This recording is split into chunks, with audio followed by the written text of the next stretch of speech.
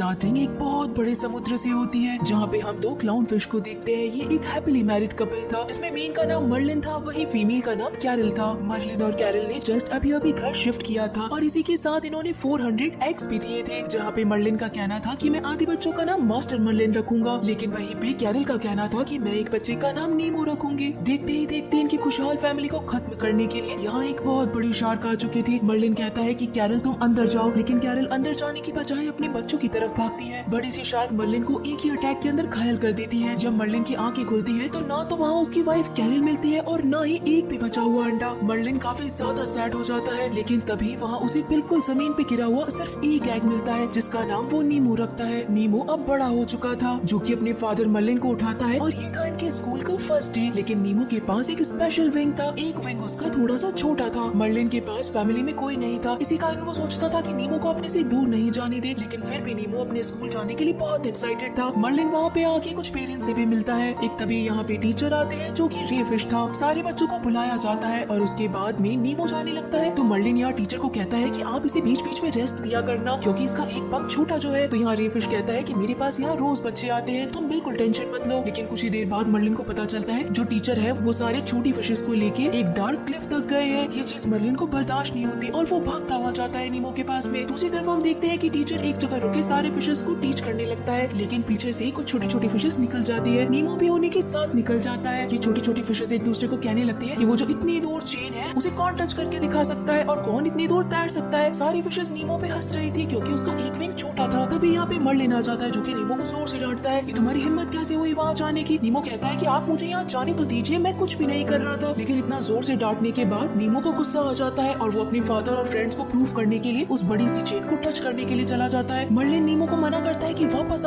आओ वहाँ खतरा है, लेकिन तब तक काफी देर हो चुकी थी। वहाँ पे कुछ डाइवर्स पहुँचते हैं और उसके बाद में वो नीमो को अपने साथ ही ले जाते हैं। मर्लिन नीमो को बचाने के लिए बहुत दूर भागता है, लेकिन बोट स्टार्ट होने के बाद मर्लिन उस तक नहीं पहुँच पाता। तभी वहाँ उसकी मुलाकात एक दूसरी फिश से होती है। इस फिश का नाम डॉरी था। मर्लिन डॉरी से पूछता है कि क्या आपने बड़ी सी बोट देखी है, तो डॉरी उसे बताती है। इसी कारण डॉरी और मर्लिन एक रास्ते की तरफ जाने लगती है, लेकिन कुछ ही दूर के बाद में डॉरी यहाँ मर्लिन को गालियाँ देने लगती है कि तुम्हारे घर में माँ बहन नहीं है क्या, तुम मेरा पीछा क्यों कर रहे हो, अकेले जवान लड़की को देखते पीछा करने लग गए। असल के अंदर डॉरी यहाँ गजनी थी। गजनी का मतलब short term memory loss. Dory को कुछ भी चीज याद नहीं रहती थी। मर्लिन को लगता है कि डॉरी मजाक कर रही है। तब मर्लिन कहता है कि मेरा बेटा गुम हो गया है, आप प्लीज मेरी हेल्प करिए। तभी डॉरी को याद आता है और वो मर्लिन को बताती है कि मेरी याददाश्त चली जाती है। इन दोनों की बातों के चक्कर के अंदर यहाँ एक बड़ी सी शार्क आ चुकी थी जिसका नाम ब्रूस था। वो यहाँ इन दोनों फिशेस से फ्रेंडशिप करने के लिए आई थी, लेकिन साफ पता था कि इतनी बड़ी फिश को इतनी छोटी छोटी फिशेस से फ्रेंडशिप करने कैसे आ सकती है। ब्रूस यहाँ अपने फ्रेंड से मिलवाने के लिए डॉरी और मर्लिन को अपने साथ ही ले जाती है। ब्रूस के साथ में दो बड़ी बड़ी शार्क्स और रहा करती थी। यहाँ इन लोगों ने एक नया रेजोल्यूशन लिया था कि ये बड़ी शार्क फिशेस छोटे फिशेस को नहीं खाएंगे और ये आज के बाद में फ्रेंड्स रहेंगे। लेकिन इस बात से मर्लिन तो डर रहा था, लेकिन डॉरी बिल्कुल चिल थी। इसी कारण वो इन तीनों शार्क फिशेस के साथ में खेलने लगती है। तभी यहाँ पे मर्लिन को उसी ड्राइवर की क्लासेस मिल जाती हैं जो ड्राइवर नीमो को अपने साथ ही ले गया था। मर्लिन वहाँ से तैरता हुआ नीचे पहुँचता है और इसी ग्लास को उठाता है, लेकिन उसे पढ़ना नहीं आता था। डॉरी उस ग्लास को पढ़ने लगती है, लेकिन इन दोनों के बीच में खींचातानी के कारण डॉरी को लग जाती है और उससे निकला हुआ ब्लड सीधा जाता है ब्रूस की नाक के अंदर। और अब तो मानो ब्रूस के सर पे खून सवार हो चुका था और उसे तो फिशेस खानी ही थी। यहाँ मर्लिन और डॉरी कैसे तैसे अपनी जान बचाने लगते हैं। तभी सीन शिफ्ट होता है नीमो के ऊपर। नीमो को एक डेंटिस्ट लेके आया था और अपने एक्वेरियम में रख रखा था। वहाँ एक नहीं दो नहीं बल्कि काफी सारी फिशेस एक साथ थी। ये फिशेस अलग अलग फिश शॉप से आई थी। नीमो बताता है कि वो बड़े से समुद्र से आया है और उसे अब वापस से अपने फादर के पास जाना है। लेकिन तभी नीमो को ये भी पता चलता है कि साइंटिस्ट की एक छोटी सी कजन है जिसका नाम डार्ला है। कुछ दिनों बाद डार्ला यहाँ पे आने वाली है और यही डेंटिस्ट छोटी सी बच्ची डार्ला को एक न्यू फिश गिफ्ट करेगा। यहाँ दूसरी तरफ हम मर्लिन और डॉरी को देखते हैं। डॉरी फिर से भूल चुकी थी कि वो कौन है और मर्लिन कौन है। इसी कारण मर्लिन उसे जब समझाने लगता है तो ये दोनों फिर से एक डार्क क्लिफ के अंदर पहुँच जाते हैं। वह इतना ज्यादा अंधेरा था, एक छोटी सी रोशनी इन्हें अपनी तरफ अट्रैक्ट कर रही थी। छोटी सी रोशनी को फॉलो करने पे पता चलता है कि ये तो एक बड़ी डेंजर फिश निकली। लेकिन उसी फिश की लाइट से मर्लिन डॉरी को कहता है पढ़ने के लिए। डॉरी फाइनली उसी एड्रेस को पूरा पढ़ लेती है जो कि उस डेंटिस्ट के घर का पता था। ये जगह सिडनी थी। डॉरी पूरी रास्ते इस एड्रेस को अच्छी तरीके से याद कर चुकी थी। वहीं दूसरी तरफ हम नीमो को देखते हैं। सारी फिशेस ने नीमो को अपने ग्रुप में मिलाने के लिए एक टेस्ट पास करने के लिए बुलाया था। गिल यहाँ नीमो को समझाता है कि अगर तुमने ये टेस्ट पास कर लिया तो तुम हमारे जैसे बन जाओगे। यहाँ पे बाकी फिशेस नीमो को बताती है कि हम निकलने की बहुत कोशिश कर चुके हैं लेकिन फिर भी नहीं निकल पाए हैं। लेकिन तब गिल आके प्लानिंग बताता है कि असल में नीमो को करना क्या है, उसे वाटर फिल्टर के अंदर जाके बस एक स्टोन फंसाना है। कुछ ही देर के अंदर जब ये टैंक गंदा हो जाएगा तो डेंटिस्ट इसे जरूर साफ करेगा। पॉलिथिन्स में आने के बाद सारी फिशेस आगे जाके सीधे विंडो से बाहर कूद जाएगी। यहाँ मर्लिन और डोरी को अभी भी आगे जाने का रास्ता यानी सिडनी जाने का रास्ता नहीं पता था। इसी कारण एक बड़े से फिश ग्रुप से ये लोग पूछते हैं, जहाँ इस फिश ग्रुप को लगता है कि मर्लिन डोरी को छेड़ रहा है। लेकिन डोरी के अच्छे बिहेव के कारण ये बड़ा सा फिश ग्रुप बता देता है कि सिडनी आखिर किस तरफ है। लेकिन इस फिश ग्रुप ने पहले ही कहा था कि अगर तुम्हें माउंटेन दिखे तो उसके बीच में से निकलना, ऊपर से या फिर नीचे से बिल्कुल मत जाना। यहाँ पे डोरी आगे जाने के बाद मर्लिन को ये चीज बताना भूल जाती है। मर्लिन को लगता है कि हमें शायद ऊपर से जाना चाहिए। देखते ही देखते यहाँ पे डोरी को एक छोटी सी जेलीफिश दिखती है। मर्लिन यहाँ डोरी को जैसे ही रोकने जाता है तो यहाँ तो जेलीफिश की पूरी बड़ी सी फैमिली थी, जिसके अंदर डोरी और मर्लिन फंस चुके थे। मर्लिन आगे जाता है लेकिन डोरी पीछे ही रह जाती है। तभी उनकी इलेक्ट्रिसिटी से यहाँ डोरी और मर्लिन दोनों इंजर्ड हो जाते हैं। कैसे तैसे मर्लिन डोरी को उठा के इन सारी जेलीफिशों को पार करते हुए बाहर निकल जाता है। यहाँ अब टाइम था नीमो को अपनी ब्रेवरी दिखाने का कि जैसे डेंटिस्ट यहाँ वॉशरूम में जाएगा, नीमो सीधा जाके फिल्टर में स्टोन फंसा देगा। नीमो ये काम बिल्कुल सही तरीके से कर भी रहा था और अब बस उसे एग्जिट लेना था। एग्जिट लेने के लिए सारी फिशेस उसके पास में एक छोटा सा प्लांट भी बेचती है। लेकिन तभी ये फिल्टर स्टार्ट हो जाता है क्योंकि वो स्टोन इस फिल्टर को ज्यादा देर नहीं रोक पाया और ये फिल्टर नीमो को अपनी तरफ पुल करने लगता है। नीमो जोर जोर से चिल्लाने लगता है। सारी फिशेस यहाँ मदद करती है नीमो की और प्लांट की मदद से नीमो को बाहर लाया जाता है। जहाँ पे गिल और सारी फिशेस डिसाइड कर चुकी थी कि आज के बाद बाहर निकलने के बारे में कोई नहीं सोचेगा और खासकर इस नीमो छोटे से बच्चे को तो कोई नहीं भेजेगा। यहाँ मर्लिन को जब होश आता है तो वो एक क्रश नाम के बड़े से टॉर्टोइस पे था। यहाँ क्रश मर्लिन को कहता है कि चलो अच्छा हुआ जो तुम जिंदा हो। जिसके बाद क्रश बताता है कि मर्लिन तुम तो बड़ी ब्रेव निकले, हमने सारा सीन देखा कि कैसे तुम जेलीफिश की फैमिली से बाहर निकल के आए, इसी के साथ जिंदा भी बच गए। यहाँ मर्लिन बहुत सारे टॉर्टोइस देखता है और इसी के साथ भी छोटे छोटे टॉर्टोइस के बच्चों को भी देखता है जो कि मर्लिन को अब तक हीरो मान चुके थे कि मर्लिन कैसे जेलीफिश से बच के निकल के आया है। लेकिन तभी मर्लिन को अपने बच्चे नीमो के बारे में याद आता है कि वो यहाँ खुद का बच्चा ढूंढने के लिए आया है। इसी के साथ उसे डोरी के बारे में भी पता चलता है कि आखिर डोरी ठीक तो है ना। लेकिन डोरी भी यहाँ छोटे छोटे टॉर्टोइस के बच्चों के साथ भी खूब खेल रही थी। क्रश यहाँ पे मर्लिन और डोरी को आगे जाने का रास्ता बताता है कि अब आखिर तुम्हें एक बड़ा सा लाइन पार करनी पड़ेगी, जिसके बाद तुम सीधा पहुँच जाओगे ईस्ट ऑस्ट्रेलियन करंट में। क्योंकि यही चीज मर्लिन ने पूछी थी कि क्या आप हमें सिडनी जाने का रास्ता बता सकते हैं। तब यहाँ क्रश कहता है कि तुम ईस्ट ऑस्ट्रेलियन करंट के अंदर यानी सिडनी में ही हो। फाइनली मर्लिन और डोरी यहाँ पे सारे टॉर्टोइस को गुड बाय करके वहाँ से निकल जाती है और अब आगे जाने का रास्ता इन्हें अकेला तय करना था। लेकिन देखते ही देखते हर एक फिश आगे से आगे सभी को बताती जा रही थी कि मर्लिन यहाँ अपने बच्चे नीमो को ढूंढने के लिए इतने दूर आ गया है। इतना बड़ा समुद्र इन दोनों ने मिल के पार किया है। देखते ही देखते यहाँ फिशेस, क्रैब, इसी के साथ में सी बर्ड, पिजन सबको पता चल जाता है कि मर्लिन अपने बेटे नीमो को लेने आ रहा है। यही बात नाइजेल को पता चलती है। इसी कारण नाइजेल सीधा उड़ के जाता है डेंटिस्ट के पास में, जहाँ पूरे फिश टैंक उसके फ्रेंड्स थे। नाइजेल यहाँ सारे फिशेस को बताता है कि मुझे नीमो से बात करनी है। जहाँ नाइजेल कहता है नीमो तुम्हारे फादर तुम्हें लेने के लिए आ रहे हैं। नीमो को बिलीव ही नहीं होता कि उसके फादर ने बड़े बड़े शार्क से झगड़ा किया है और उन सबसे फाइट करके पहुंच रहे हैं। तब यहाँ नाइजेल बताता है कि वो एक क्लाउन फिश है जो कि बिल्कुल तुम्हारी जैसे दिखती है और उसका नाम मर्लिन है। ये बात सुनते ही नीमो बड़ा खुश हो जाता है कि उसके फादर इतना दूर से उसे लेने के लिए आ रहे हैं, वो भी बड़े बड़े शार्क से लड़ते हुए। अब यहाँ मर्लिन और डोरी आगे के लिए निकल पड़ते हैं, जहाँ बेस प्रेशर होने के बावजूद भी मर्लिन इस वेव को इजीली क्लियर कर लेता है। लेकिन इस बार तो उसे बड़ा अच्छा भी लगता है। डोरी कहती है कि मैं वेल फिश की लैंग्वेज बोल सकती हूँ। मर्लिन इस बात को मानता ही नहीं है। डोरी बोलती ही जाती है कि तभी इनके पीछे आ जाती है एक बहुत बड़ी ब्लू व्हेल। अब जब नीमो को पता चलता है कि उसके फादर उसे लेने के लिए आ रहे हैं तो नीमो ने भी अपनी ब्रेवरी दिखाने में कोई कसर नहीं छोड़ी थी। इस बार उसने टैंक को अच्छी तरीके से ब्लॉक कर दिया था, वो भी खुद को बिना स्टक किए। देखते ही देखते पूरा टैंक सभी फिशेस मिलके गंदा कर चुकी थी ताकि डेंटिस्ट आके इसे क्लीन कर दे। यहाँ मर्लिन और डोरी ब्लू व्हेल के मुंह के अंदर थे, जहाँ पे मर्लिन को लगता है कि ये शायद अब इसका आखिरी दिन है। अब वो अपने बच्चे को नहीं बचा पाएगा। आखिर इतना दूर वो किसी का खाना बनने के लिए नहीं आया था, लेकिन कर भी आखिर वो क्या सकता था। डोरी कहती है कि हमें थोड़ी देर रुकना तो चाहिए, नहीं तो हमें सीधा अंदर की तरफ जाना चाहिए। जहाँ मर्लिन कहता है कि तुम पागल तो नहीं होगी डोरी, हम अंदर जाएंगे तो मारे जाएंगे। धीरे धीरे ब्लू व्हेल के मुंह के अंदर पानी का लेवल कम होने लग जाता है। डोरी कहती है कि तुम अंदर तो चलो, मैंने अभी अभी इस ब्लू व्हेल से बात की है, इसी की लैंग्वेज में ये हमें बाहर निकलने का रास्ता बताएगी। लेकिन मर्लिन इस बात पे बिल्कुल बिलीव नहीं करता। लेकिन ब्लू व्हेल की टांग बिल्कुल सीधी हो चुकी थी। मर्लिन के पास हाथ छोड़ने के अलावा दूसरा कोई रास्ता नहीं था। असल के अंदर तो ये ब्लू व्हेल तो इनकी हेल्प कर देती है। एक बड़े पानी के प्रेशर के साथ में मर्लिन और डोरी सीधा बाहर निकल आती है और ये देखते हैं कि आखिर हम कहाँ हैं। ये सीधा सिडनी के अंदर पहुंच चुके थे, जहाँ इन्हें हर जगह बोट दिखाई दे रही थी। अगली सुबह डेंटिस्ट वाले एक्वेरियम के अंदर जब सभी फिशेस की आंखें खुलती है तो यहाँ तो अलग ही चीज हो रखी थी। ये फिश टैंक ऑलरेडी क्लीन हो चुका था। रात में डेंटिस्ट ने एक नया फिल्टर लगाया था जिसमें ऑटोमेटिकली सारी चीजें क्लीन हो सकती थी। अब तो इनके पास बाहर निकलने का कोई ऑप्शन ही नहीं था। इतनी देर के अंदर डेंटिस्ट आके नीमो को बाहर निकाल लेता है। नीमो भागने की कोशिश करता है लेकिन फिर से उसे कंटेनर में रख दिया जाता है। यहाँ मर्लिन और डोरी काफी दूर तक आते हैं लेकिन इन्हें अभी भी वही बोट नहीं मिल रही थी जो कि नीमो को लेके गई थी। एक दूसरा बर्ड आता है जो कि मर्लिन और डोरी को देखते ही खा जाता है। इसी के साथ वहाँ खूब सारे पिजन भी थे लेकिन मर्लिन और डोरी इस बर्ड के गले के अंदर जाते ही उसे बहुत परेशान करते हैं। ये बर्ड जैसे ही उसे गले से बाहर निकालता है तो वहाँ नाइजेल उसकी मदद करने के लिए जाता है। नाइजेल को पता चलता है कि ये तो मर्लिन है, वो भी नीमो के फादर है। लेकिन तब तक काफी देर हो चुकी थी। काफी सारे पिजन मर्लिन और डोरी को खाने के लिए आसपास बैठे थे। नाइजेल कहता है कि अभी के अभी मेरे मुंह के अंदर आ जाओ, तो मर्लिन उसकी बातों पे बिलीव नहीं करता है। तब यहाँ नाइजेल कहता है कि नीमो एक ऐसा बच्चा है जिसका एक विंग छोटा है। ये बात सुनते ही तो मर्लिन और डोरी एकदम उछल पड़ते हैं। नाइजेल उन्हें अपने मुंह के अंदर लेता है और वहाँ से सीधा भागता है। पिजन को पीछे छोड़ते हुए नाइजेल पहुँच जाता है डेंटिस्ट के विंडो पे। लेकिन तब तक नीमो एक्टिंग कर चुका था मरने का ताकि डेंटिस्ट उसे कमोड में फेंक दे और नीमो सीवेज की मदद से सीधा ओशन में पहुंच जाए। अब यहाँ मर्लिन जब नीमो को ऐसी मुसीबत में देखता है तो वो नाइजेल की टंग को पुल कर देता है। इसी कारण नाइजेल डेंटल क्लिनिक में जाके सभी को बहुत परेशान करता है। यहाँ पे डार्ला भी थी और वो जोर जोर से चिल्लाने लगती है। इधर नीमो निकल के बाहर गिर चुका था। नीमो को बचाने के लिए गिल अपने टैंक में से बाहर निकलता है और सीधा नीमो उछल के बेसिन में गिरता है। नाइजेल जिल को उठा के वापस से टैंक में डाल देता है और सभी फिशेस को बताता है कि वो अब अपने घर जा सकता है क्योंकि ये बेसिन का पानी भी सीधा सीवेज में ही जाता है। लेकिन यहाँ नाइजेल मर्लिन और डोरी को ले आता है क्योंकि डेंटिस्ट ने उसे उड़ा दिया था। मर्लिन और डोरी को लगता है कि नीमो जिंदा नहीं बचा है। मर्लिन बिल्कुल सैड होके डोरी को अकेला ही छोड़ के जाने लगता है। तो डोरी कहती है कि मुझे तुम्हारे साथ में बहुत अच्छा लगता है, तो मुझे अकेला छोड़ के मत जाओ, तुम्हारे साथ रहने पे मुझे अपनेपन का एहसास होता है। लेकिन मर्लिन की फैमिली में अब कोई नहीं बचा और नीमो भी अब जिंदा नहीं था। तो मर्लिन डोरी को छोड़ के अकेला ही चला जाता है। तभी नीमो सीवेज से निकल के इस बड़े से ओशन में पहुंच जाता है और जोर जोर से अपने पापा को बुलाने लगता है। लेकिन तभी उसे डोरी दिखाई देती है रोती हुई। तो नीमो पूछता है, आंटी आपको क्या हुआ है, आप ऐसे क्यों रो रहे हो? तो डोरी कहती है कि शायद मुझे ऐसे लगता है कि मैं किसी को ढूंढ रही हूँ और मैं यहाँ पे खो गई हूँ। यानी कि डोरी फिर से गजनी बन गई थी। तो नीमो कहता है मैं भी किसी को ढूंढ रहा हूँ, चलो हम दोनों ही मिलकर ढूंढते हैं। लेकिन तभी एकदम से डोरी को याद आ जाता है कि ये तो नीमो है जिसको ढूंढते हुए हम सिडनी तक पहुँच गए। डोरी बड़ी खुश हो जाती है और नीमो को एकदम गले से लगा लेती है। मर्लिन वहाँ काफी सारी फिशेस के बीच में अकेला ही जा रहा था। तभी नीमो जोर जोर से आवाजें लगाने लगता है। मर्लिन फाइनली नीमो को देख चुका था और उसे जोर से हक कर लेता है। लेकिन अभी भी इनकी परेशानी कहीं खत्म नहीं हुई थी। यहाँ पे डाइवर मछली पकड़ने आया करते थे और एक बहुत बड़ा जाल फेंका गया जिसके अंदर सारी फिशेस को पकड़ लिया गया था। डोरी भी इसी के अंदर फंस जाती है। नीमो कहता है कि पापा मैं इन सबको बचा लूंगा, लेकिन मर्लिन कहता है कि मैं अब तुम्हें दूसरी बार नहीं खो सकता हूँ। इस बार मर्लिन नीमो पे बिलीव करता है। नीमो इस नेट के अंदर जाके सभी फिशेस को कहता है कि नीचे की तरफ तैरो, नीचे की तरफ तैरो। देखते ही देखते सारी फिशेस नीमो को फॉलो करने लगती है और इतना ज्यादा नीचे फोर्स लगता है कि वो नेट टूट जाता है और सारी फिशेस बिल्कुल फ्री हो जाती है। डोरी तो वहाँ से बाहर आ जाती है लेकिन नीमो इंजर्ड होके नीचे ही गिर जाता है। तब मर्लिन उसे उठाता है। देखते ही देखते नीमो को भी होश आ जाता है। फाइनली ये सभी लोग अब वापस से अपने घर पहुंच चुके थे। मर्लिन अब अपने बेटे नीमो को लेके बिल्कुल कॉन्फिडेंट था कि नीमो के भले ही छोटा विंग हो लेकिन वो सबसे ज्यादा ब्रेव है। और अब तो मर्लिन नीमो को खुद स्कूल छोड़ने के लिए जाता है। इसी के साथ हम यहाँ ब्रूस और बाकी दो शार्क को भी देखते हैं जो कि कहते हैं कि हम फिशेस को नहीं खाते बल्कि वो तो हमारी फ्रेंड्स हैं। और मर्लिन अब पहले के जैसे सीरियस भी नहीं रहा। वो एक क्लाउन फिश होने के कारण सभी को जोक सुनाता है। मूवी के पोस्ट क्रेडिट सीन में हम देखते हैं कि डेंटिस्ट के पास में जितनी भी फिशेस थी वो अपनी जान बचा के भाग निकली है और ये सब भी अब ओशन में जा पहुंचे हैं। इसी के साथ ये शानदार मूवी यहीं पे खत्म होती है। तो गाइस आप सभी लोगों को फाइंडिंग नीमो मूवी कैसी लगी मुझे जरूर बताइएगा।